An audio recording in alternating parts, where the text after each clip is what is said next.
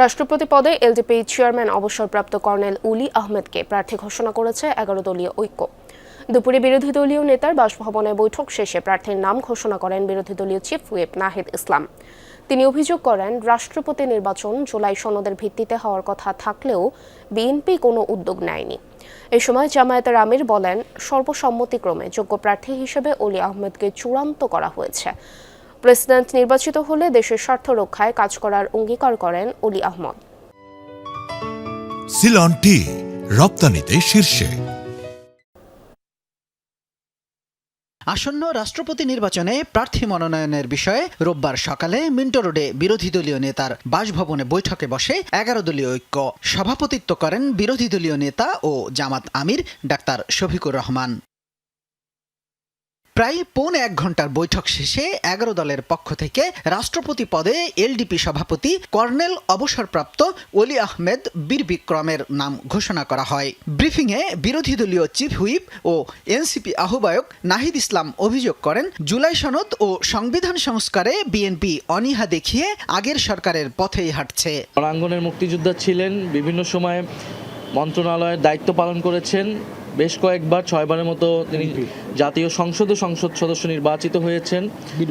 এবং বীর বিক্রম মুক্তিযোদ্ধা কর্নেল অলি আহমদ, উনি ১১ দলের পক্ষ থেকে রাষ্ট্রপতি পদে প্রার্থী থাকবেন ১১ দলের। আমরা মনে করি দেশের এই যে সংকট একটা চলছে, এই সময় দেশের যে ধরনের অভিভাবকত্ব প্রয়োজন, রাষ্ট্রপতি হিসেবে আমরা মনে করি কর্নেল অলি আহমেদ উপযুক্ত।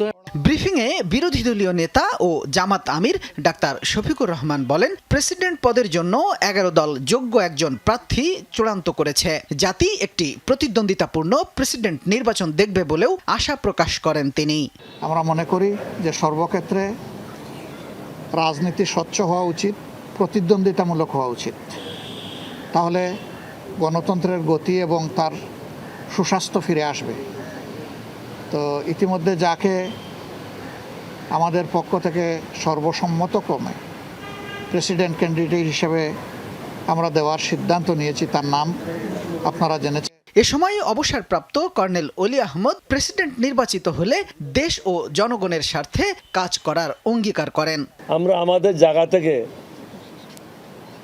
এই জাতির সাথে কখনো বেইমানি করব না, ইনশাআল্লাহ। মানুষের জন্য যেটা ভালো, আমরা হারবো বা জিতবো এটা প্রশ্ন না। প্রশ্নটা হচ্ছে আমরা জনগণের পাশে সবসময় তাদের স্বার্থ রক্ষার জন্য দাঁড়াবো। আগামী ১৩ আগস্ট মনোনয়নপত্র জমা দেওয়ার শেষ দিন, আর ১৮ আগস্ট পর্যন্ত মনোনয়নপত্র প্রত্যাহার করা যাবে। ২০ আগস্ট জাতীয় সংসদে ভোট দিয়ে ২৩তম প্রেসিডেন্ট নির্বাচিত করা হবে। শামীম রেজা, যমুনা নিউজ, ঢাকা।